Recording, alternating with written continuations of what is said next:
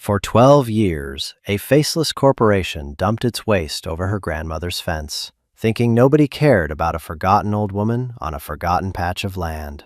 What they didn't know was that they weren't just dumping grain husks. They were delivering the foundation of an empire. And at 18 years old, I was the one who was about to inherit it all. If this is the first time you're finding my story, I hope you'll stick around and subscribe, because this isn't just about a farm. It's about what we do with the things people throw away. The day I turned 18 was the day I ceased to be a line item in the state budget. There was no cake, no party, just a cardboard box containing 2 changes of clothes, a worn copy of a book my nonna used to read to me, and a manila envelope that felt heavier than my entire life. I sat on the edge of a vinyl chair in the administrative office of the Northgate Youth Residence, a place that had been my home for the last 6 years. Ever since Nonna got sick. The air smelled of industrial cleaner and quiet desperation, a scent I was so used to, I barely noticed it anymore. Mrs. Albright, my case manager, sat across from me, her face a carefully constructed mask of professional sympathy. She'd been practicing that look for 20 years, you could tell. "So, Elara," she said, folding her hands on the faux wood desk, "you're officially an adult. Congratulations." The word felt hollow, like a stone dropped down a deep well. Adult. It meant I was now responsible for the emptiness that followed.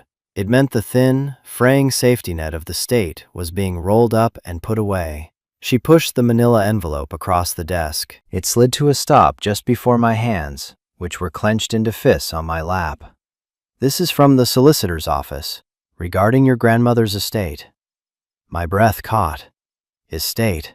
It was such a grand word for what I remembered. A sagging farmhouse on a patch of land nobody wanted, bordered by a rusty fence and a perpetually gray sky. Nonna had nothing. We had nothing. That's why I ended up here.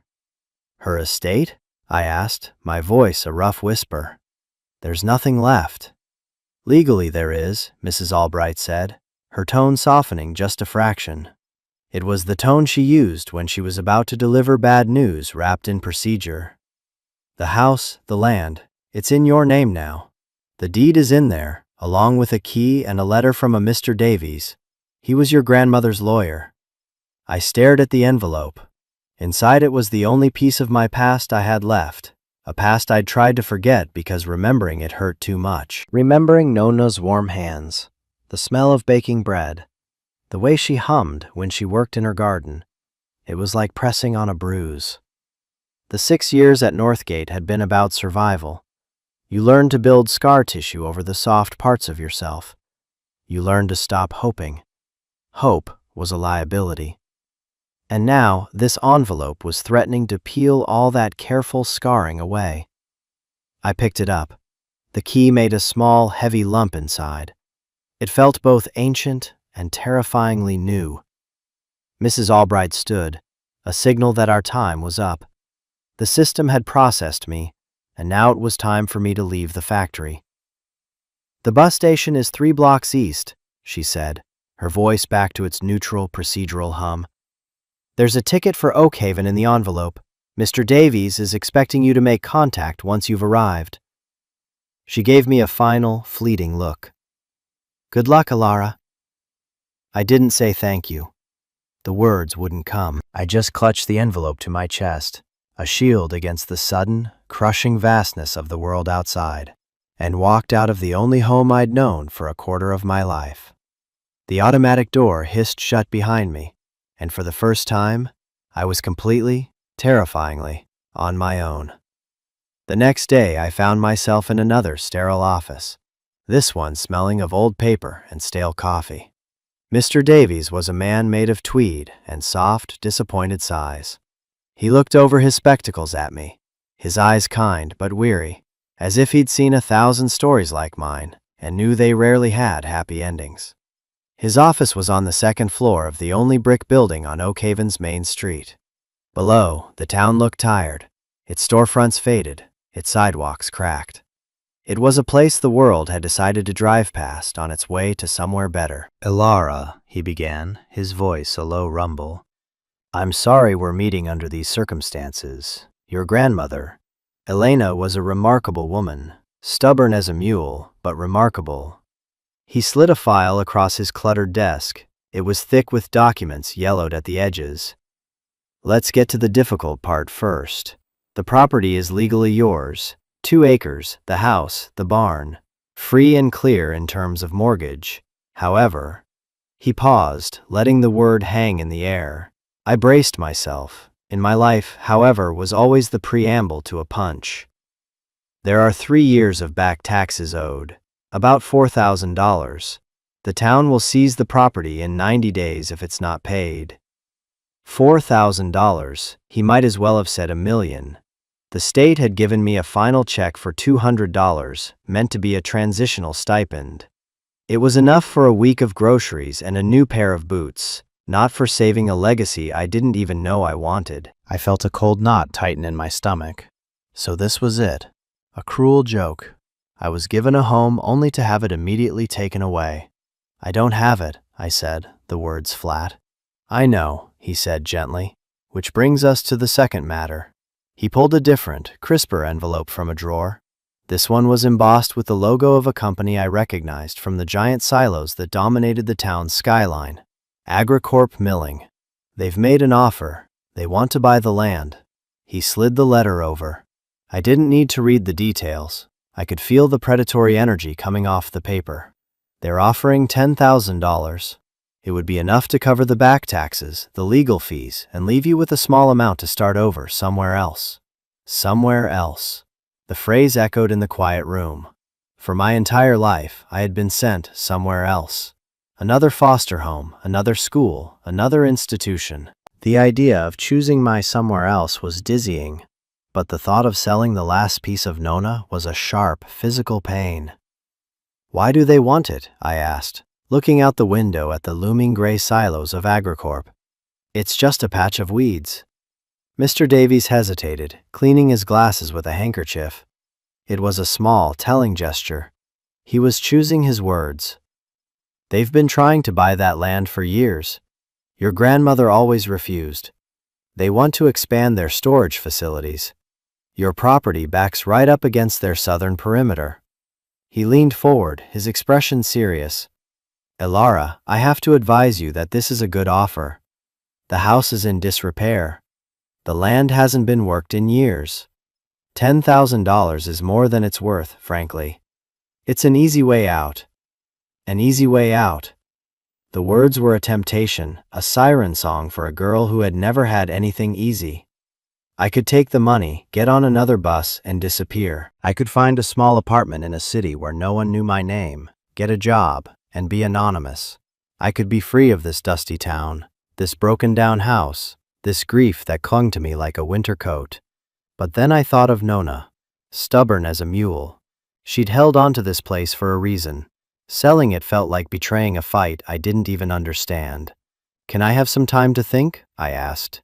I want to see the place first. Mr. Davies nodded slowly, a flicker of something, respect maybe, in his eyes. Of course. The key is yours. The house is yours, at least for the next 90 days. He handed me the large, old-fashioned iron key from the manila envelope. It was cold and heavy in my palm. It felt less like a key and more like a weapon, or a burden. I wasn't sure which yet.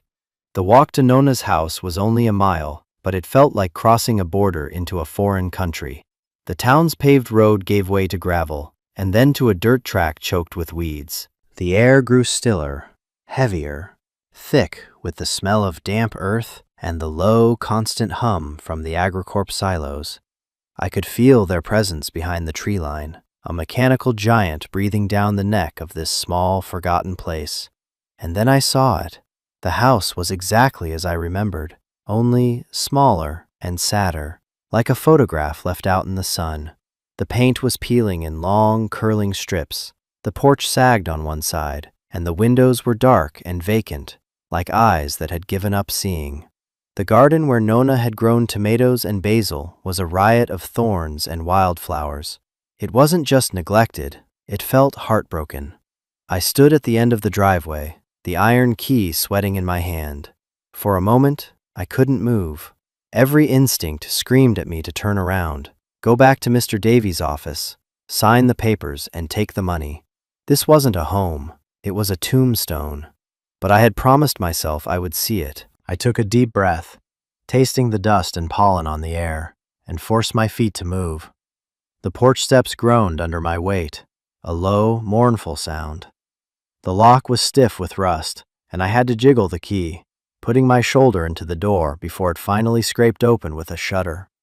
The air that rushed out was stale and thick with the ghosts of a life that had ended 6 years ago. Dust motes danced in the slivers of light cutting through the grimy windows. Everything was covered in a pale gray shroud. A rocking chair draped in a sheet. A kitchen table with one leg slightly shorter than the others. The faint, lingering scent of dried herbs, and something else, something like sorrow. I walked through the small rooms in a daze, my footsteps echoing in the silence. This was where she had lived. This was where she had died. I ran my fingers along a dusty bookshelf, tracing the titles of her old gardening books. I touched the chipped rim of a teacup left by the sink. Each object was a tiny, painful anchor to a memory I had locked away. It was too much. The grief was a physical pressure in my chest. I had to get out. I pushed open the back door and stumbled into the yard, gulping in the fresh air. And that's when I saw it. The property was supposed to be 2 acres, a long rectangle of land that ended at a wire fence bordering the Agricorp property. But the fence wasn't the end. Beyond it, stretching almost the entire width of my land, was a mountain. It was a massive, rolling hill of dark, organic matter, at least 15 feet high in the center and sloping down on the sides. It wasn't earth. It was a bizarre, uniform texture, like sawdust mixed with chaff and husks. The smell was faint but distinct, a dry, slightly sweet, grain-like odor. I walked towards it, my boots sinking slightly into the overgrown grass. The fence that was supposed to mark my property line was almost completely buried at the base of this strange hill. Posts were bent, wires snapped. It was clear this material hadn't just appeared. It had been dumped, pushed over the fence, year after year, until it had created a new topography on my grandmother's land. A wave of cold, sharp anger cut through my grief. This was Agricorp. This was their garbage. For years, they had been using Nona's backyard as their personal landfill. This was why they wanted to buy the land. Not for expansion, for cover-up. They wanted to bury their crime under a concrete foundation. I kicked at the base of the pile. A cascade of dried husks, grain dust, and what looked like spoiled feed tumbled down around my boots. It was waste. 12 years of it, Mr. Davies had said. 12 years of disrespect, of blatant, arrogant pollution. They saw an old woman living alone, and they figured she was too weak, too poor, too insignificant to fight back. The injustice of it burned in my throat. I wanted to scream. I wanted to march back into town and throw a rock through Mr. Davies' window, through Agricorp's front gate. But what would that do? I was an 18-year-old girl with $200 to her name. They were a corporation. They had lawyers who would crush me without a second thought. Defeated, I turned back to the house, the weight of it all settling on my shoulders. It was hopeless. I should just take the money. As I stepped back onto the porch, my foot snagged on a loose floorboard. I stumbled, catching myself on the railing. Cursing, I looked down. The board was pried up at one end. It wasn't rotten. It looked like it had been lifted intentionally, many times. Curiosity overriding my despair, I knelt down and worked my fingers into the gap. The board came up easily, and there, nestled in the dark space beneath, was a small metal box. It was an old biscuit tin, rusted at the seams, but solid. With trembling hands, I lifted it out. It was heavy. I sat down on the dusty porch steps, the strange mountain of waste looming in front of me, and I opened the box. Inside, there was no money, no jewelry, just a stack of letters, tied with a faded piece of twine, all in my grandmother's spidery, elegant handwriting. The one on top simply said, "For Ilara." My hands were shaking as I untied the twine. The paper was thin, almost translucent with age, and covered in Nona's familiar script. I unfolded the first letter, dated just a few months after I'd been taken to Northgate. "My dearest Ilara," it began, "if you are reading this, it means I am gone, and the house is yours. I am so sorry I had to leave you. My heart breaks every day that you are not here with me. I hope you can forgive an old woman for getting sick." I had to stop, my vision blurring with tears. I wiped them away with the back of my hand and kept reading. "I know you must have questions about this place, about the mess out back. I need you to understand. It's not a curse, my girl. It's a gift. You just have to know how to see it." The letters, page after page, laid out the whole story. It started 12 years ago when Agricorp built their new processing plant. The dumping began almost immediately. At first, it was just a little bit, a few cartloads of spoilage, as they called it. Nona had fought them. She wrote letters to the town council, to the environmental agency, to the company president. The letters in the box were her copies, meticulously organized, along with the dismissive, condescending replies she received. She was a nuisance, an obstacle, a crazy old woman. They threatened her with legal action for harassment. The town, dependent on Agricorp for what few jobs were left, looked the other way. She was alone. She had no money for a lawyer, no power, no voice they would listen to. So she lost. The dumping continued, the pile growing year by year, a monument to corporate indifference. I could feel her rage and frustration simmering in the ink. But then, the tone of the letter shifted. One entry, dated about a year after the dumping started, was different. "I went out to yell at the driver today, the same young man who looks ashamed every time he tips his load over my fence. But as I was standing there, watching the dust settle, a flock of quail descended on the newest pile. They were eating, feasting. It struck me then, Ilara. They call it waste, but to those birds, it was a banquet. What is waste, really? It is only something for which we have not yet found a use." That night, she wrote, she couldn't sleep. She went out with a shovel and a bucket and took a sample. She brought it inside, spread it on newspaper on the kitchen table, and just looked at it. Grain husks, oat chaff, corn silks, split kernels, dust from the silos. It was organic matter, rich in carbon and nitrogen. It was the stuff of life. The next few letters were like a scientist's journal. She started a small compost pile, mixing the grain waste with her garden clippings and kitchen scraps. She recorded the temperature, the texture, the smell. She wrote about the worms, how they flocked to the grain mixture, fat and happy. Within a few months, she had the richest, darkest, most beautiful compost she had ever seen. She used it on her tomato plants, and they grew so heavy with fruit the vines broke. She used it on her roses, and they bloomed with a ferocity she'd never witnessed. She had found the use.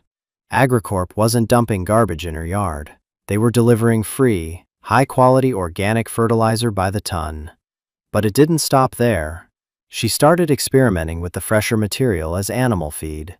She wrote about how she'd bought a few chickens, then a few more. They loved the grain spillover. They grew fat and healthy, and their eggs had yolks the color of marigolds.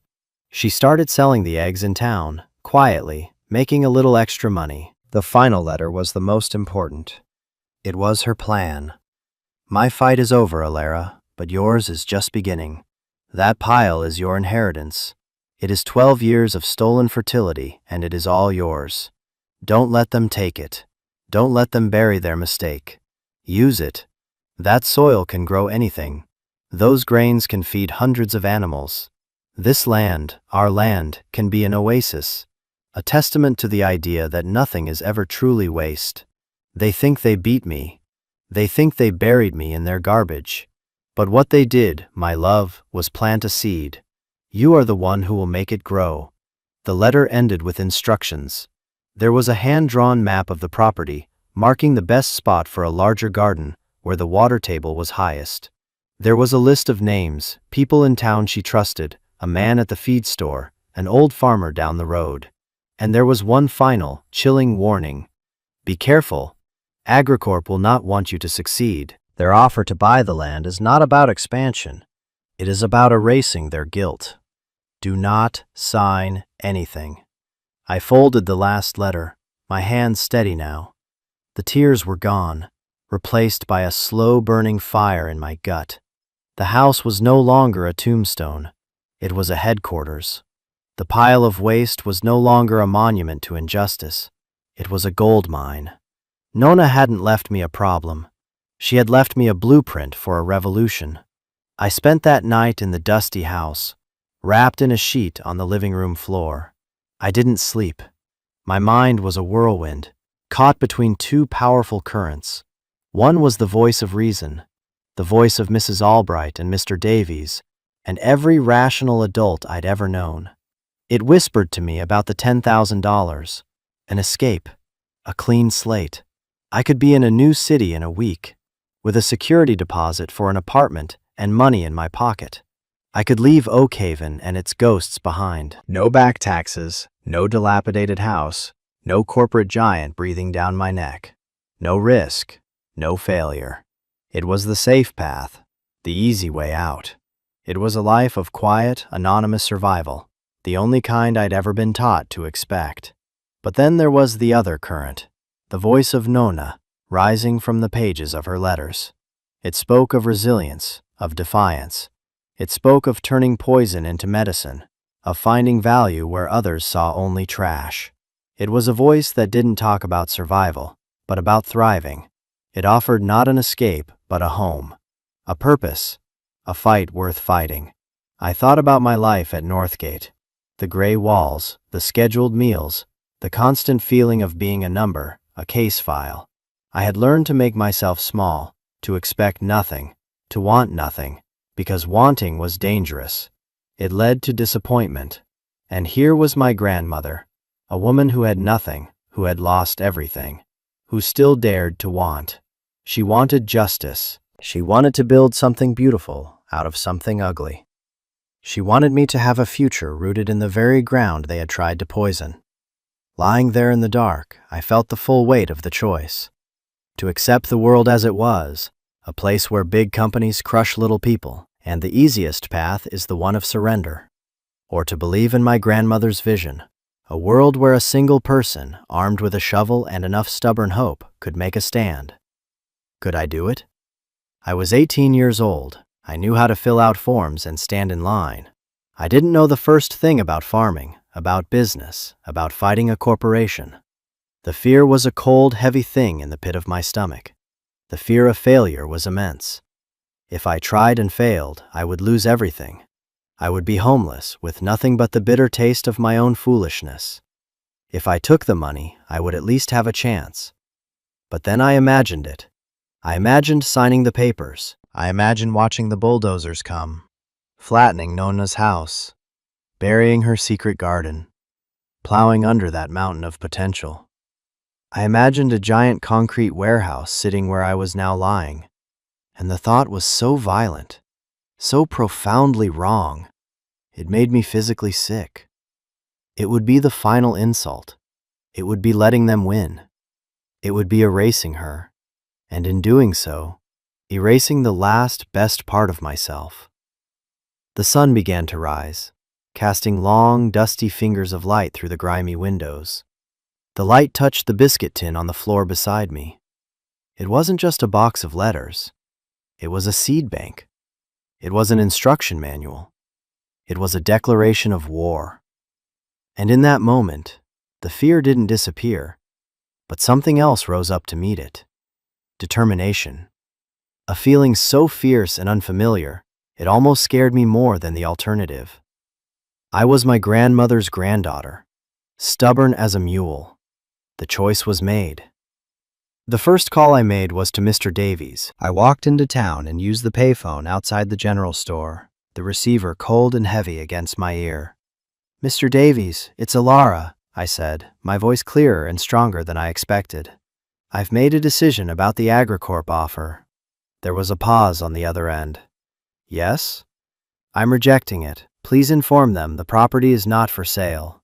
The silence on the line stretched for a long moment.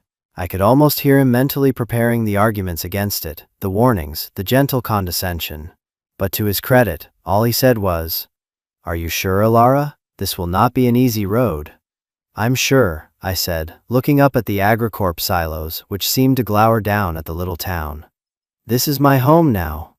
There was another pause, and then his voice changed. The weariness was gone, replaced by that same flicker of respect I'd heard before, only stronger this time. Very well, I'll inform them. And Alara, your grandmother would be proud.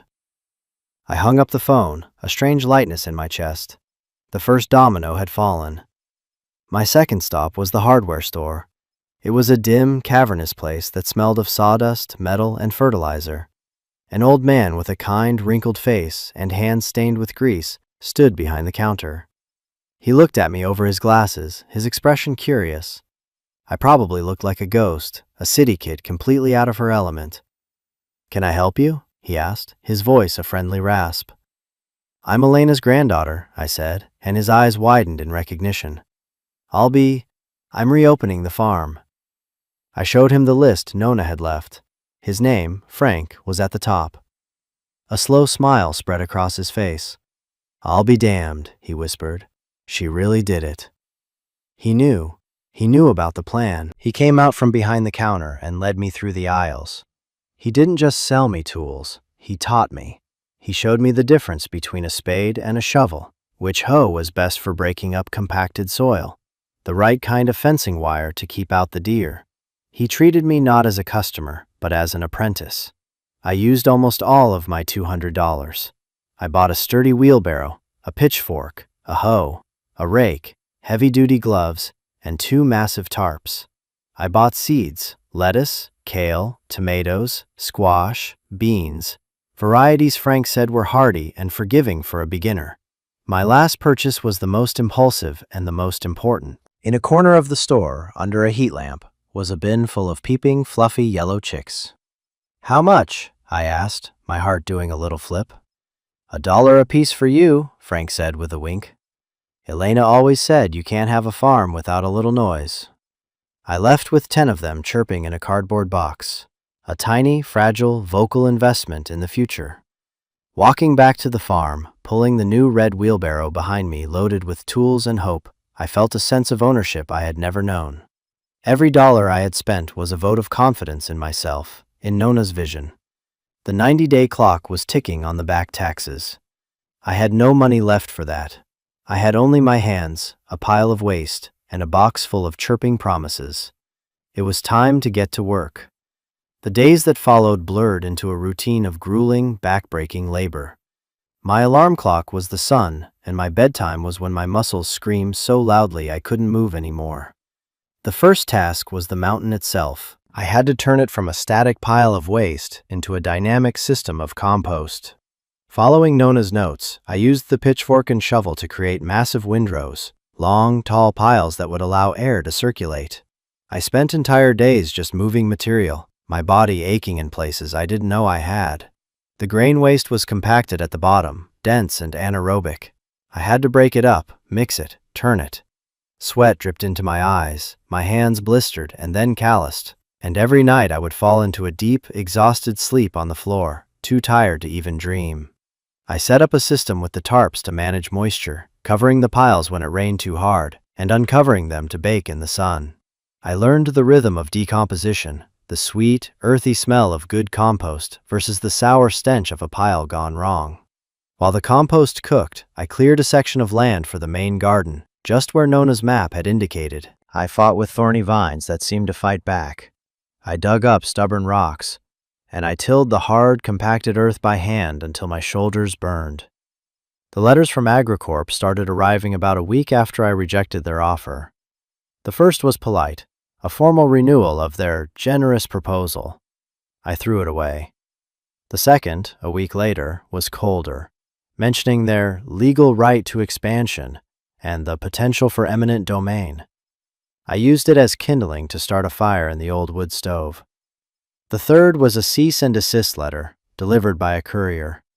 It was filled with legal threats, accusing me of creating a biohazard by disturbing the stabilized organic material on my property.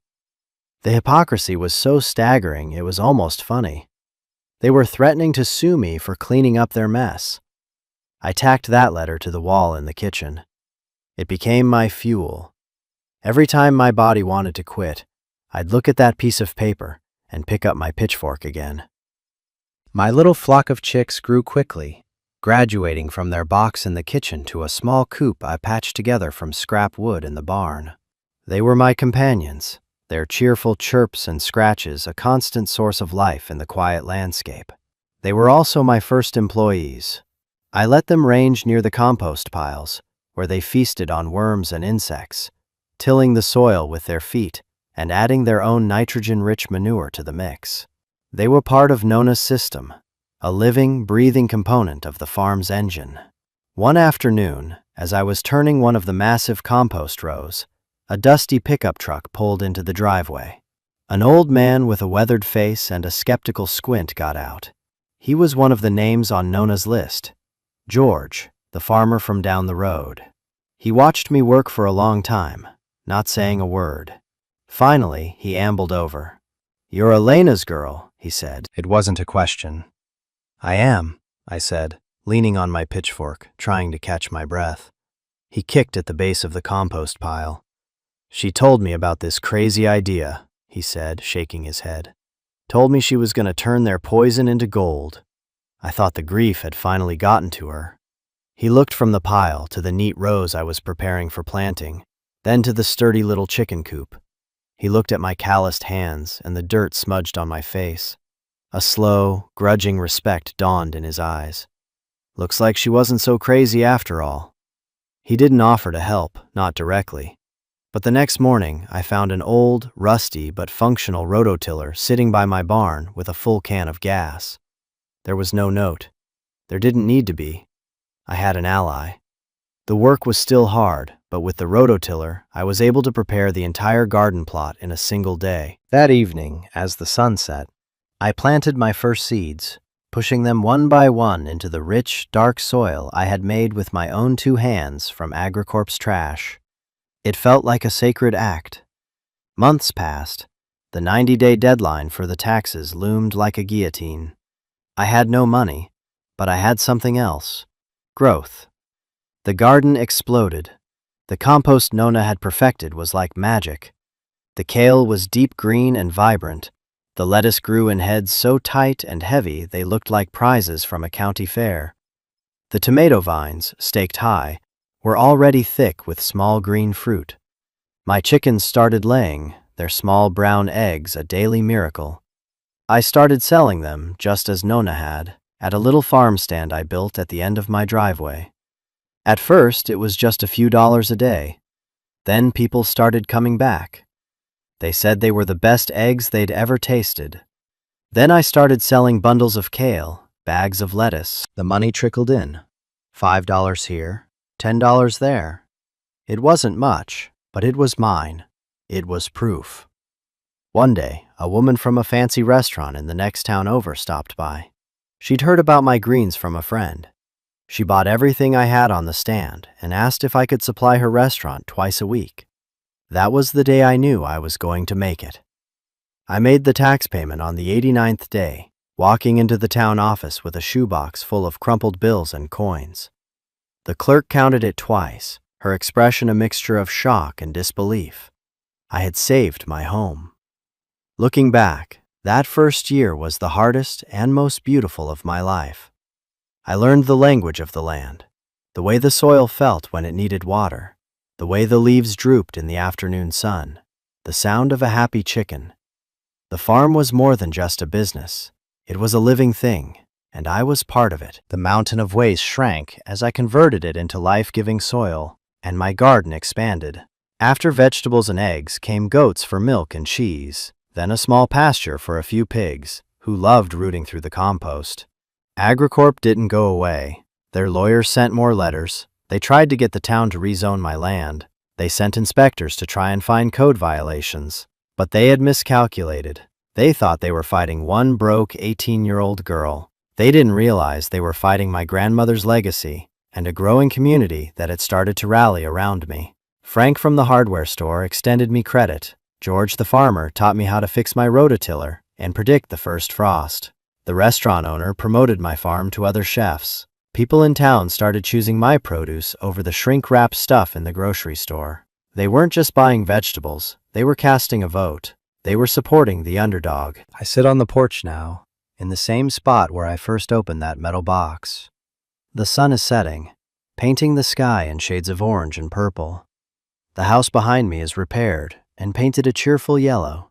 The porch no longer sags. The air is filled with the gentle clucking of hundreds of chickens, the bleating of goats, and the low hum of a busy, thriving farm. Where the mountain of waste once stood, there are now greenhouses and neatly cultivated fields, stretching all the way to a new, sturdy fence.